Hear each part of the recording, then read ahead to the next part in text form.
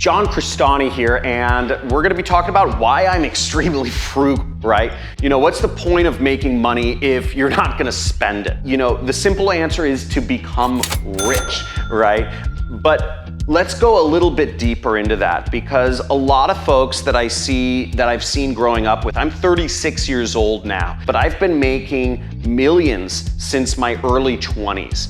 And the reality is that a lot of folks that I looked up to and respected when I was young, that were making millions as well, hustling in the cut, are broke now.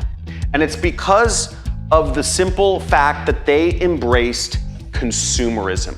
And they never took a frugal mindset, and they never truly wanted to become rich. Now, what is consumerism? Consumerism is basing your own self-worth and your view of yourself based on what you have around you, what possessions you have, what watch you're wearing, what clothes you have, what car you're driving, where your house is, what the address is, what the location, all of these things. Basing your self-worth around things outside of you is a trap. And it's a trap you have to keep chasing because there's no end in sight. Now, consumerism is pervasive in our society. I've had friends that have spent hundreds of thousands of dollars on lizards and geckos because they got into this weird community of collecting reptiles with like 3 heads or weird morphed out reptiles. People who collected NFTs, who traded cryptocurrency, people who bought real estate in Panama,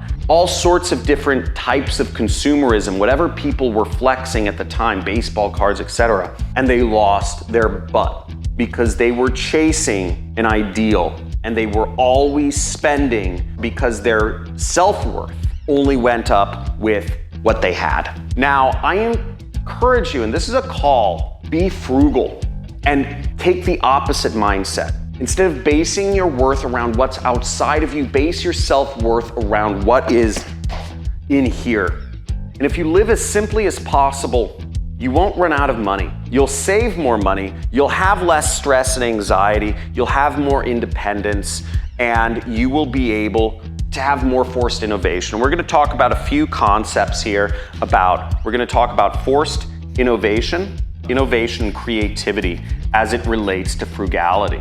The goal of my life, when I was in college, the goal I defined for myself was to live independently, to have freedom, true freedom, to be able to do what I want when I wanted, to be where I wanted, with whom, my choice, and to not always have to be stressing or worrying about where the next dollar was gonna come from or whose butt I had to kiss or stuff like this. And that's a reason why I started my own business. I started selling things when I was 6 years old. So I've always had that bug. Now, what I did when I was young was I spent every dollar I had. If I made $1,000 in a day, which I had days in college where I was making $1,000 in a day just selling study guides, I would spend that at the bar, at a club, or on a vacation that weekend. It came in one side and it left out the other because I wanted to act rich. I wanted to feel rich. But the irony is that by trying to act rich or feel rich, if you're spending money to do so, you are actually accomplishing the opposite. Think about that for a second. If you are spending money, you are not keeping it. The only true way to become rich and the way of frugality is not spending it, it's keeping it. The way to become rich is to keep money, not spend it. Yet, why is it? And this is an open question, I'd love your comments below, is why is it that we associate becoming rich with all these luxury possessions? Why is it as a community of entrepreneurs, of folks who want to become entrepreneurs? I'm talking about this community right here. I'm not talking about the people who follow celebrities and are interested in them. I'm talking about folks that are following Gary Vaynerchuk, Russell Brunson, following Tony Robbins. I'm talking Grant Cardone, Ty Lopez. I'm talking about this community of people here. Why do we, as a community, put so much value on all of these expensive possessions when we're trying to become rich? That's for the consumers, right? Because to become rich, you have to keep it. Now, why that is, I don't know. But we have to think different. If we want to become rich, we need to keep it. And this forces innovation in some key ways, and let me explain. Now, here's an interesting example from my recent life. And Andrew, can you actually show my backyard and stuff? So what I created, I had some workers build a whole stable. I had them move thousands of pounds of dirt. We built walls, we cut down trees. I have a ranch out here in Malibu. And we built a whole big sort of ranch and stables and terracing and retaining walls and sheds and all sorts of stuff. I could have hired a contractor to do this for $200,000. Labor is very expensive. There's a lot of rules and regulations out here in California. I could have spent $200,000. But instead, what I did was I learned a few words in Spanish. And I picked up some illegal immigrants. I found illegal immigrants to work for me. I hope the government's not watching this video, right? And I paid them more cheaply. And over the course of 6 months, I paid $40,000. Now, I saved $160,000 because I was willing to hire workers who were illegal immigrants in America, and because I learned a few words in Spanish to basically say, tierra aquí, ahí. Like the earth moves from here to here. Just very simple things like this. Saved $160,000 and likely added $300,000 in value to my house. Now, look at that investment, right? $40,000 turns into an extra value. This isn't realized income, but it's an increase in an asset, which is my real estate, of $300,000. And that was because I thought a little bit outside the box. I was willing to learn. I removed my ego. And that's another sort of key lesson we have to talk about in relation to frugality, is ego. My question to you is, how badly do you want to make money? On a scale of 1 to 10, type in the comments, how badly do you want to make money? And the next question for you is, how many things are there that you wouldn't do to make money? Would you sell your body? Would you do hard labor? Would you lift rocks all day? Would you wheelbarrow truckloads of dirt from up a mountain? Now, for those of you who answered 10 out of 10, you want to make money badly, you should have nothing that you wouldn't be willing to do to make money. Kill people, sell your body, wheelbarrow rocks uphill all day in blistering heat.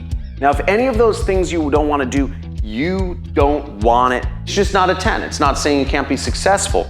But what I've seen about success is the more frugal you are, the better. And it forces that sort of innovation. Now, what I did was I learned to love work.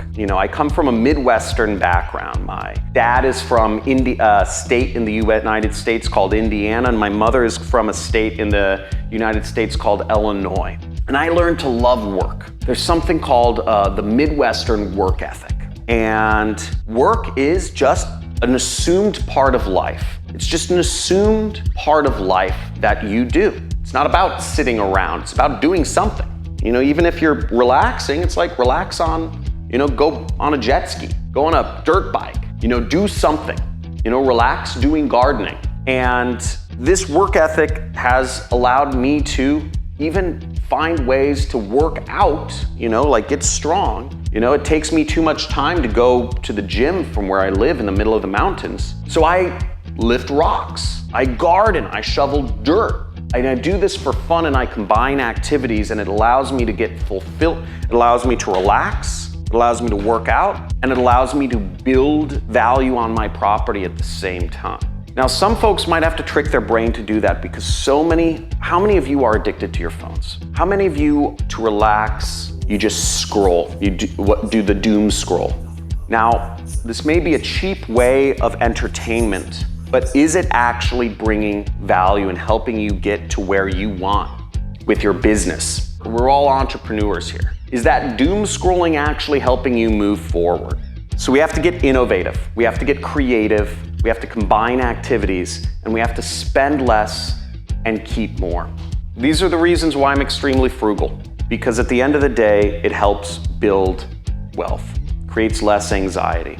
For me, one other sort of little story about this is I'd say the happiest time in my life was when I was in Koh Phangan in Thailand, when I was 18 or 19 years old, 19. And I lived off of $10 a day. I spent $300 a month is how much I spent. And I lived there for 3 months with less than $1,000. Happiest time I've ever had. I spent $4 a night for a futon in a community room where I lived with 30 other people above a restaurant. We had a community shower, community bathrooms, and I spent $6 a day on food and smoothies, about $2 each meal. Now, all day long, I would lay out in my hammock, I would read, I would swim, I would float in the beautiful salt water, I'd dance, I'd hang out on the beach. I was learning this whole time, learning and relaxing and growing for less than $300 a month, living in paradise. Literally, the area is called Paradise Cove. I didn't have stress. I had no anxiety. You don't have to worry about money when you're living frugally. The only road to go is up. The more simple you make your life, the more you open the door for yourself to grow, wealth-wise and personally. So I'll leave you with that. As always on this channel, we are committed to achieving freedom, independence from the media, from the corporations, from time and responsibilities that jobs will put on us. And we're committed to building a dynasty that lasts forever through whether that's wealth and family and freedom and family together. We will all live forever and become extremely successful.